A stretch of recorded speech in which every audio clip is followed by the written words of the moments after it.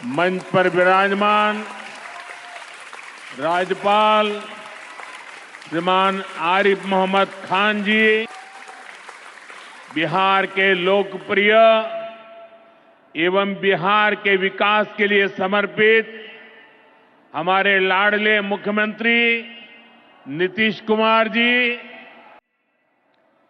जीतन राम मांझी जी, Lalan Singh ji, Giriraj Singh ji, Chirag Paswan ji, PM किसान निधि की एक और किस्त देश के करोड़ों किसानों को भेजने का सौभाग्य मिला है। करीब 22,000 करोड़ रुपए भारत माता की अंगराज दानवीर कर्ण की धरती महर्षि मैही के तपस्थली भगवान वासुपूज्य के पंच कल्याणक भूमि विश्व प्रसिद्ध विक्रमशिला महाविहार बाबा बूढ़ानाथ के पवित्र भूमि पे सब भाई बहन सैनिक के प्रणाम करे छिए।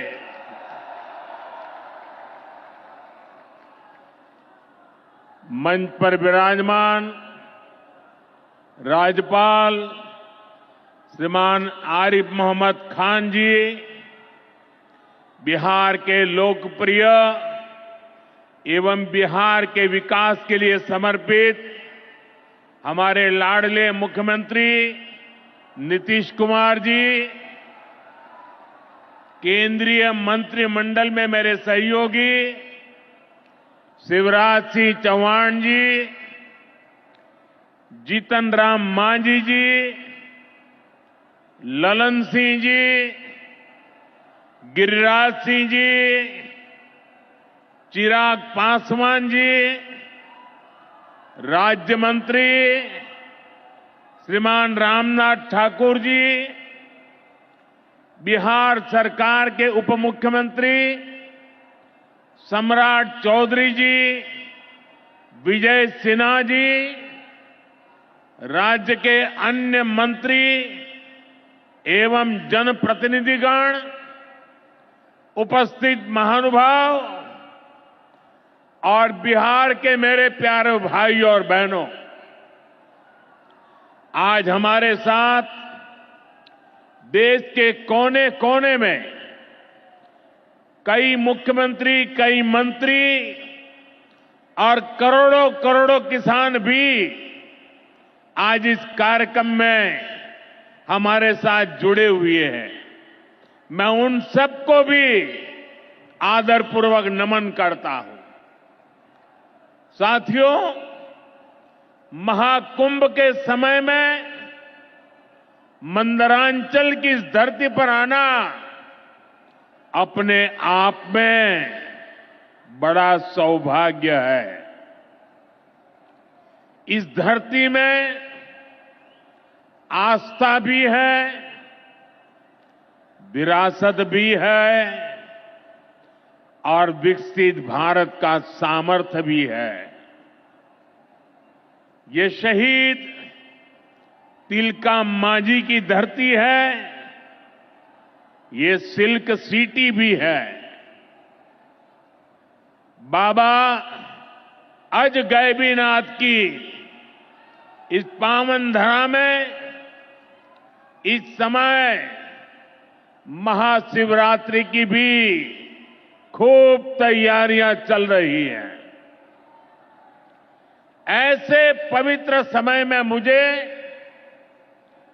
पीएम किसान निधि की एक और किस्त देश के करोड़ों किसानों को भेजने का सौभाग्य मिला है।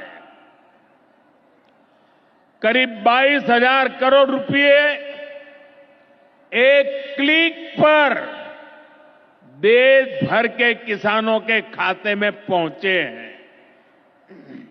और जैसे ही अभी मैंने क्लिक दबाई, मैं देख रहा था यहां पर भी जो राज्यों के दृश्य दिख रहे थे, यहां भी कुछ लोगों की तरफ मेरी नजर गई। वो फटाफट अपने मोबाइल देख रहे थे कि पैसा आया कि नहीं आया, और तुरंत उनकी आंखों में चमक दिखाई देती थी। साथियों, आज जो किसान सम्मान निधि दी गई है, इसमें बिहार के भी 75 लाख से अधिक किसान परिवार है। बिहार के किसानों खाते में आज सीधे करीब 1600 करोड़ रुपए उनके खाते में पहुंच चुके हैं। मैं बिहार और देश के सभी किसान परिवारों को बहुत बहुत शुभकामनाएं देता हूं, बधाई देता हूं।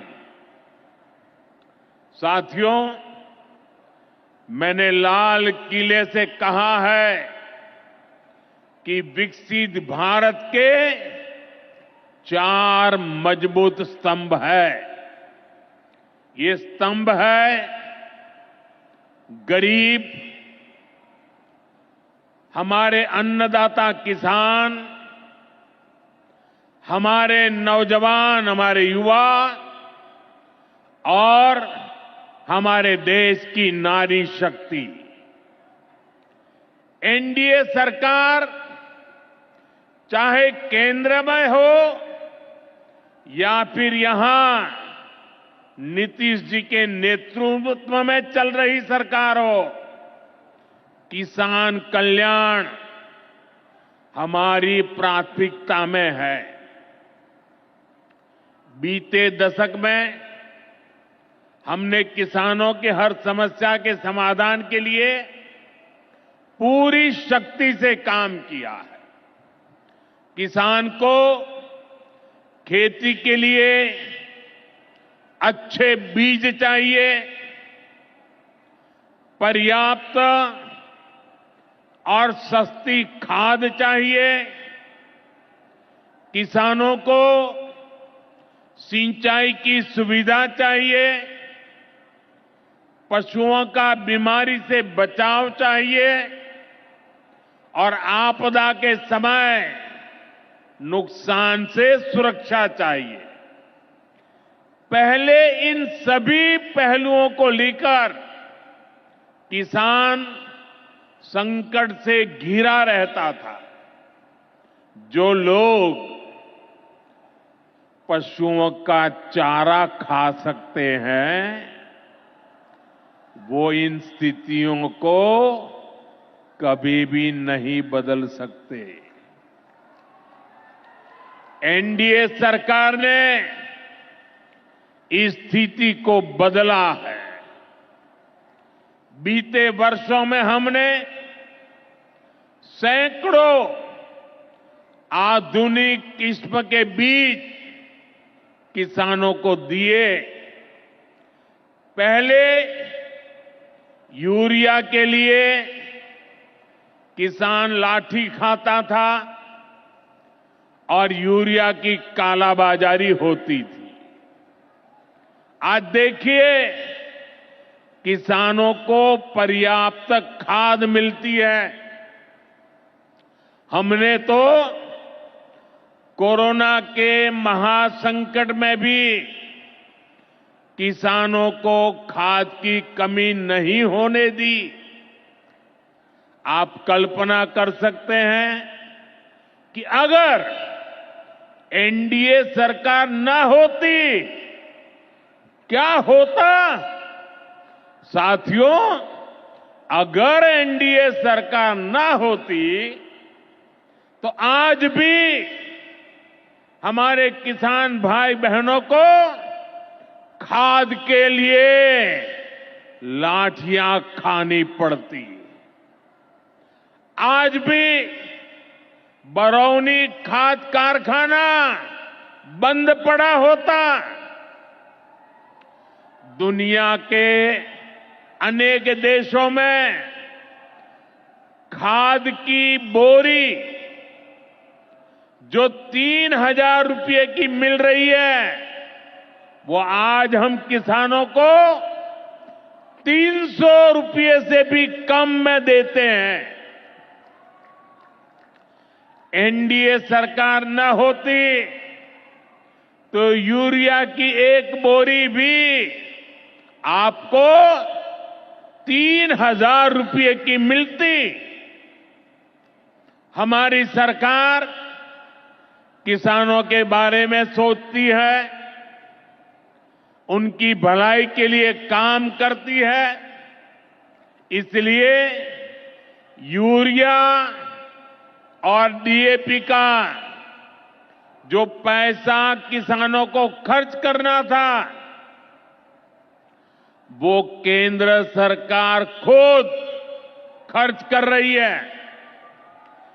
बीते 10 साल में करीब 12 लाख करोड़ रुपए जो खाद खरीदने के लिए आपके जेब से जाने थे, वो बच गए।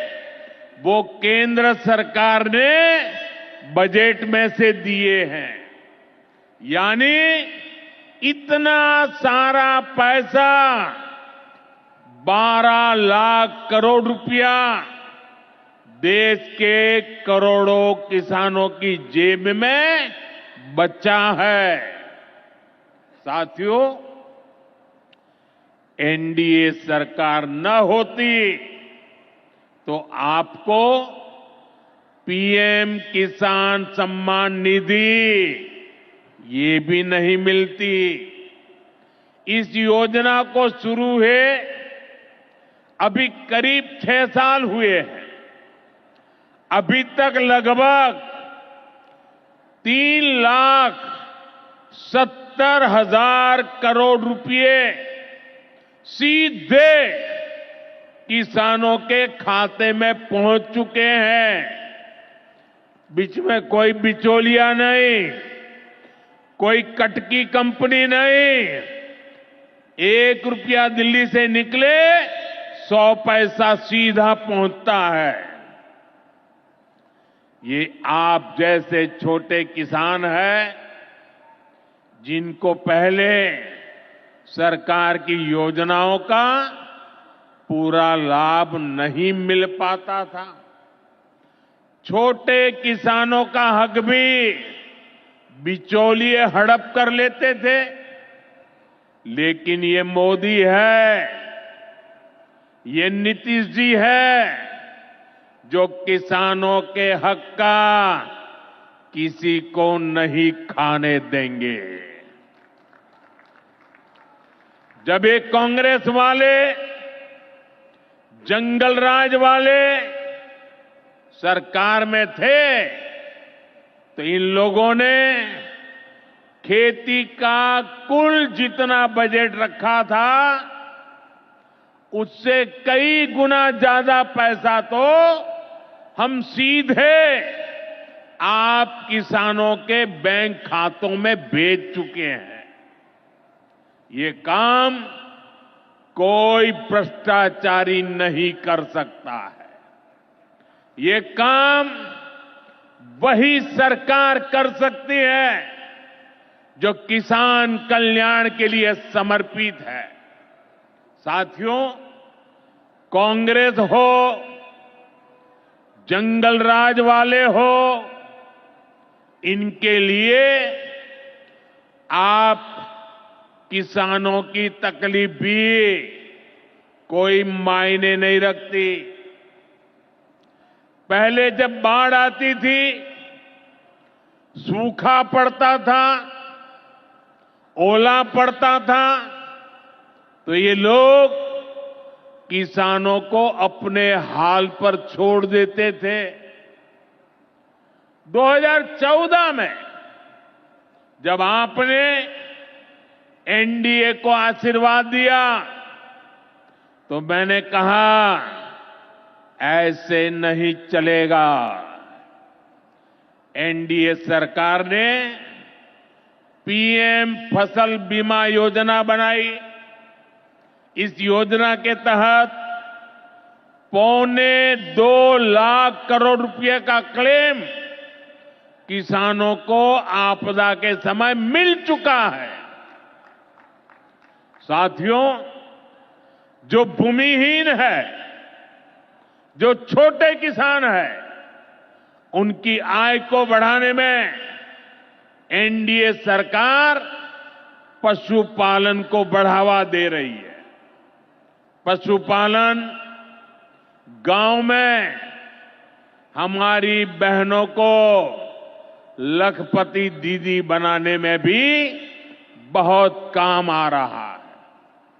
देश में अभी तक करीब 1.25 करोड़ लखपति दीदी बन चुकी है।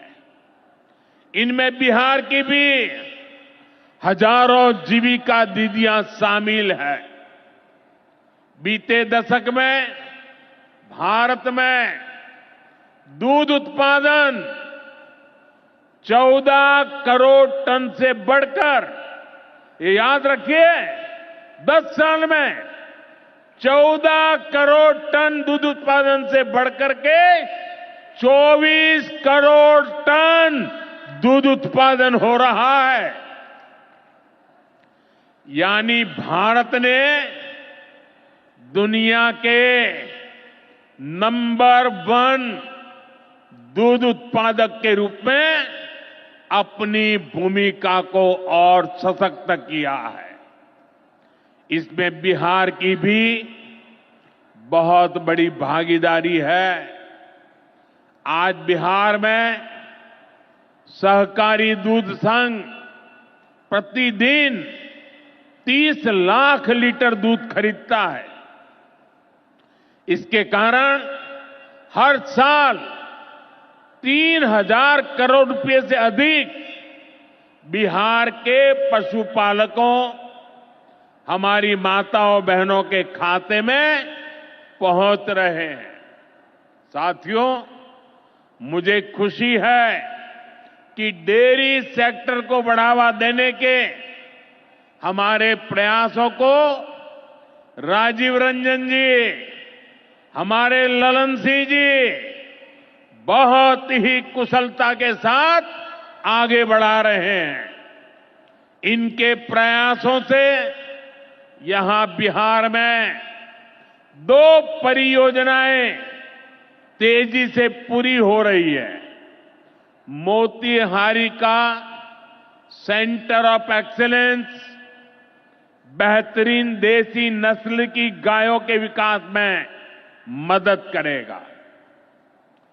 दूसरा बरौनी का मिल्क प्लांट है। इस क्षेत्र के 3 लाख किसानों को फायदा होगा, नौजवानों को रोजगार मिलेगा। साथियों, हमारे जो नाविक साथी हैं, जो मछुआरे साथी हैं, इनको पहले की सरकारों ने कोई फायदा नहीं दिया। हमने पहली बार मछली पालकों को किसान क्रेडिट कार्ड की सुविधा दी है। ऐसे ही प्रयासों से आज मछली उत्पादन में बिहार शानदार प्रदर्शन कर रहा है। और अभी जैसे मुख्यमंत्री जी ने बताया, पहले मछली हम बाहर से लाते थे और आज मछली में बिहार आत्मनिर्भर बन गया है। और मुझे याद है 2014 के पहले 2013 में जब मैं चुनाव अभियान के लिए आया था, तब मैंने कहा था कि मुझे आश्चर्य हो रहा है कि बिहार में इतना पानी है, मछली हम बाहर से क्यों लाते हैं। आज मुझे संतोष है कि बिहार के लोगों की मछली की जरूरत बिहार में ही पूरी हो रही है। 10 साल पहले बिहार मछली उत्पादन में देश के 10 राज्यों में से एक था। आज बिहार देश के टॉप 5 बड़े मछली उत्पादक राज्यों में से एक बन चुका है। फिशरीज सेक्टर पर हमारे फोकस का बहुत बड़ा फायदा हमारे छोटे किसानों को हुआ है, मछुआरे साथियों को हुआ है।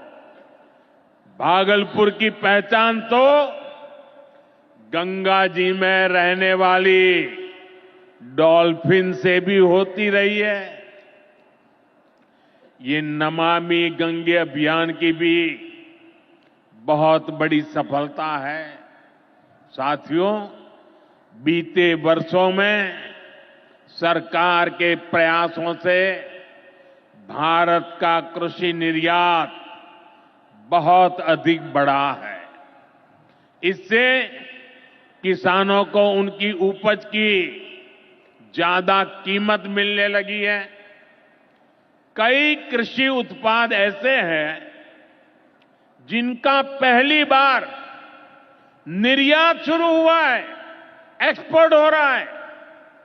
अब बारी बिहार के मखाना की है।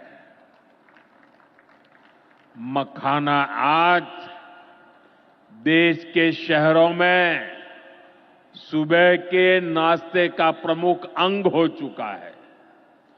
मैं भी 365 दिन में से 300 दिन तो ऐसे होंगे कि मैं मखाना जरूर खाता हूं। ये एक सुपर फूड है जिसे अब दुनिया के बाजारों तक पहुंचाना है।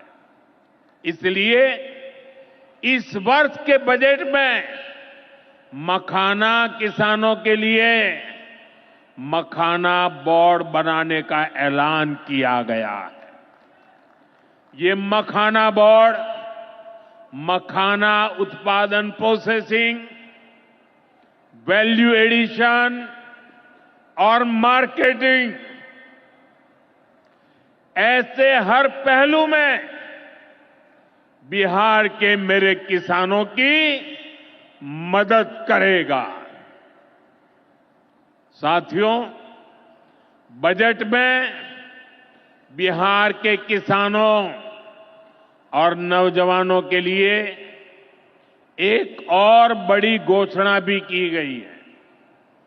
पूर्वी भारत में फूड प्रोसेसिंग इंडस्ट्री को बढ़ावा देने के लिए बिहार एक बड़े केंद्र के रूप में उभरने वाला है। बिहार में national institute of food technology and entrepreneurship की स्थापना की जाएगी।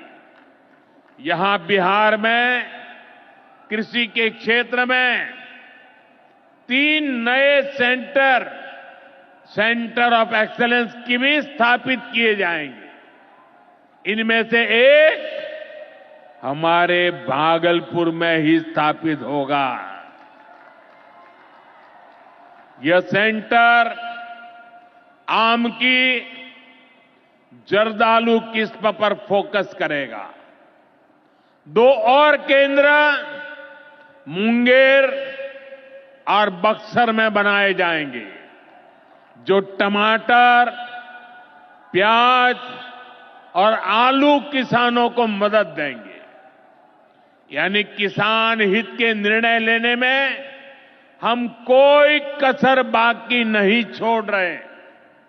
साथियों, आज भारत कपड़े का भी बहुत बड़ा निर्यातक बन रहा है।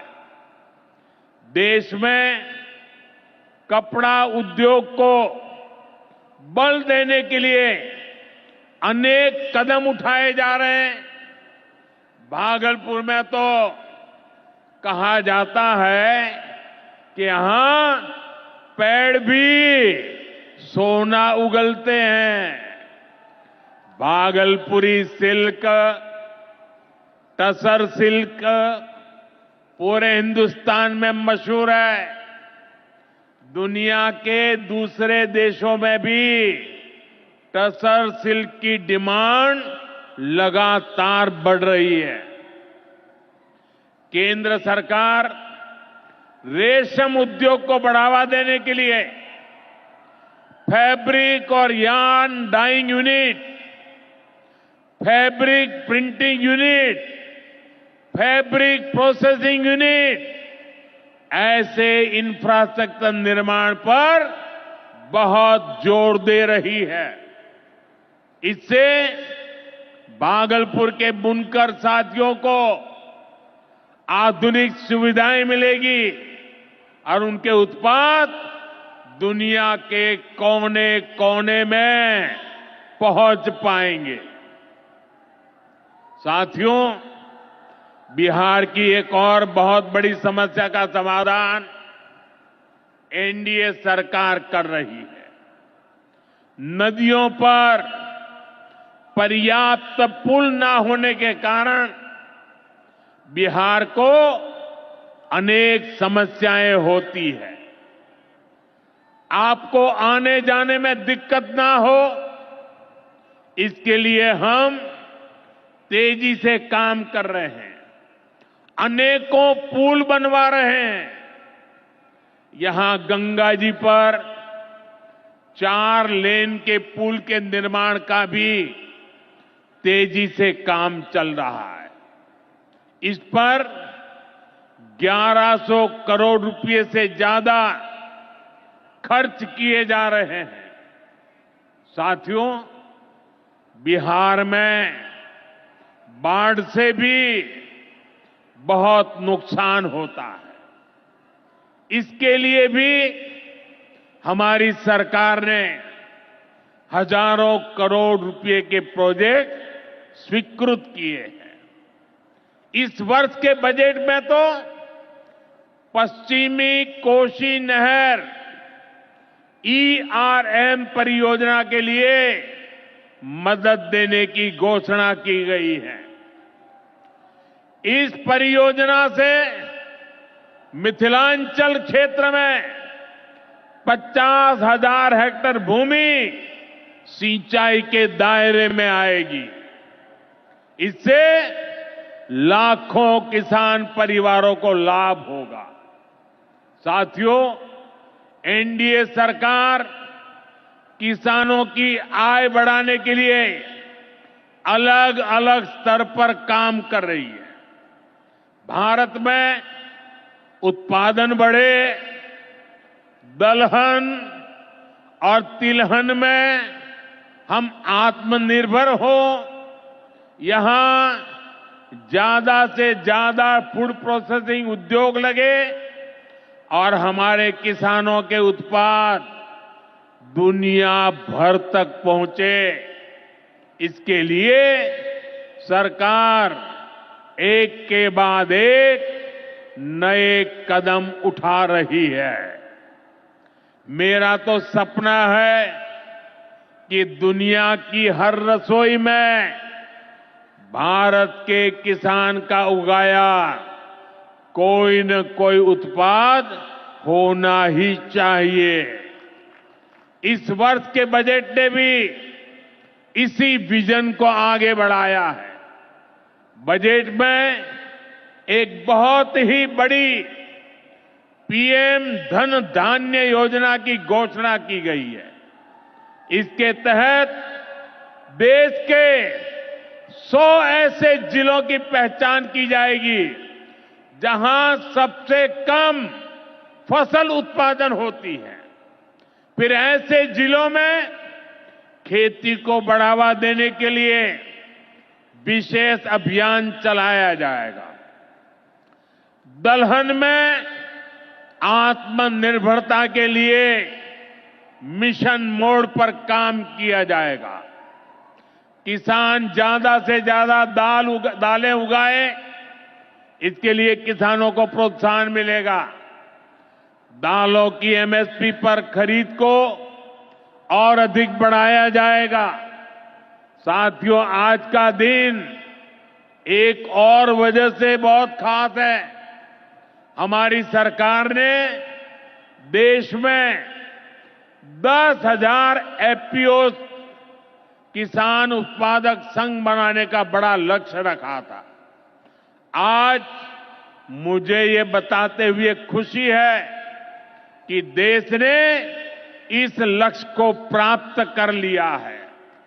आज बिहार की भूमि 10,000वें एफपीओ के निर्माण की साक्षी बन रही है। मक्का, केला और धान पर काम करने वाला ये एफपीओ खगड़िया जिला में रजिस्टर हुआ है। एफपीओ सिर्फ एक संगठन नहीं होता, ये किसानों की आय बढ़ाने वाली अभूतपूर्व शक्ति है।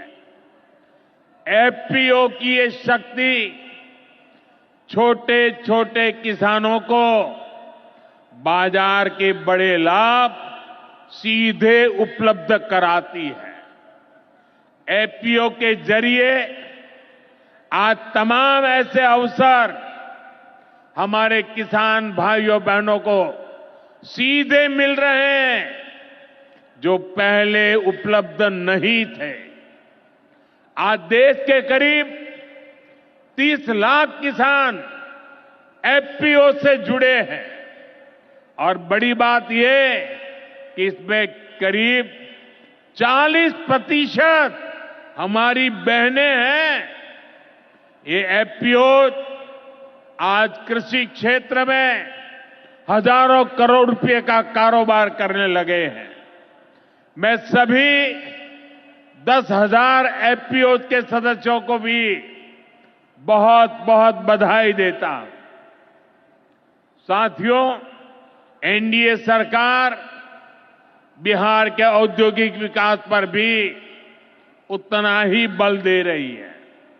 बिहार सरकार भागलपुर में जो बहुत बड़ा बिजली कारखाना लगा रही है, उसको कोयले की भरपूर आपूर्ति की जाएगी।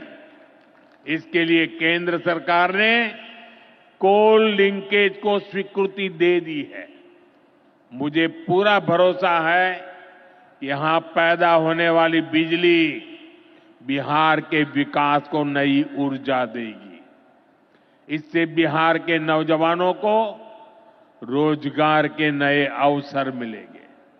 साथियों, पूर्वोदय से ही विकसित भारत का उदय होगा और हमारा बिहार पूर्वी भारत का सबसे अहम स्तंभ है।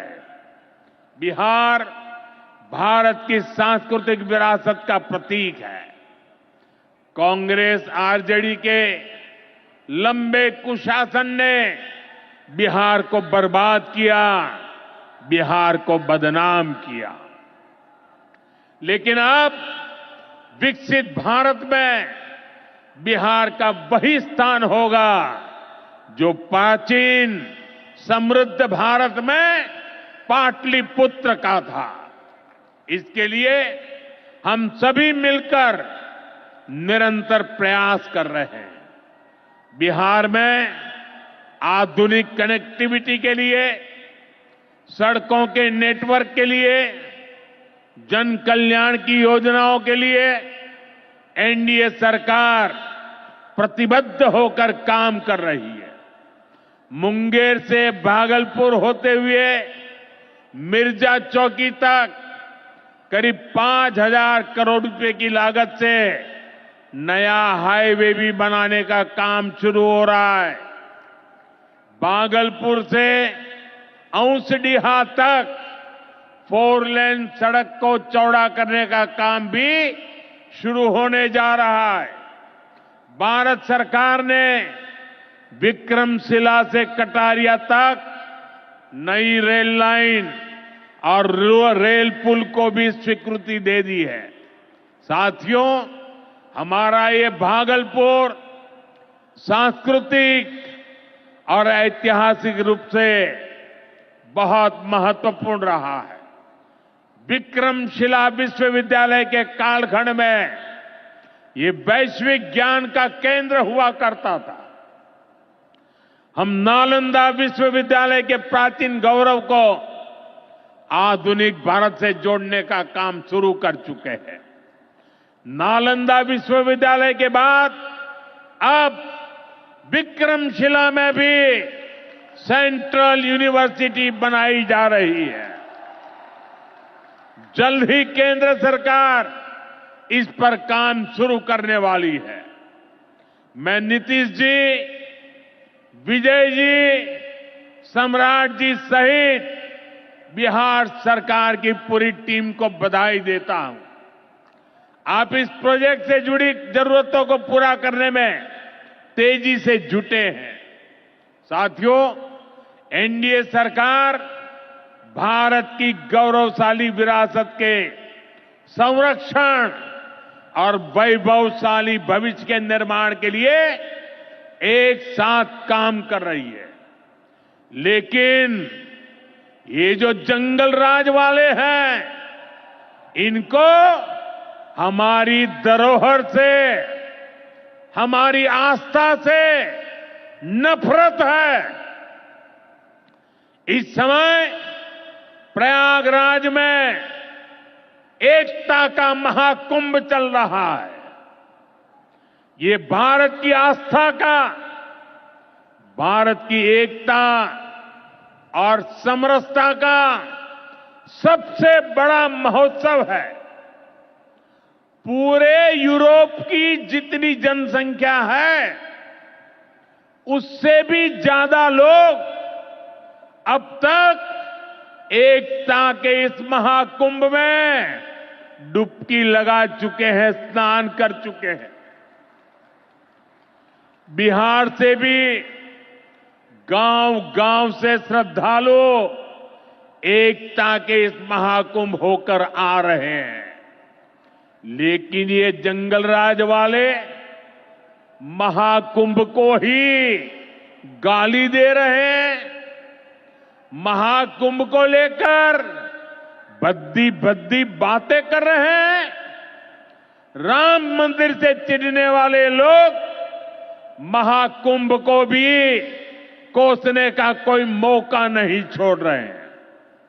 मैं जानता हूं, महाकुंभ को गाली देने वाले ऐसे लोगों को बिहार कभी भी माफ नहीं करेगा। साथियों, बिहार को समृद्धि के नए पथ पर ले जाने के लिए हम दिन रात ऐसे ही मेहनत करते रहेंगे।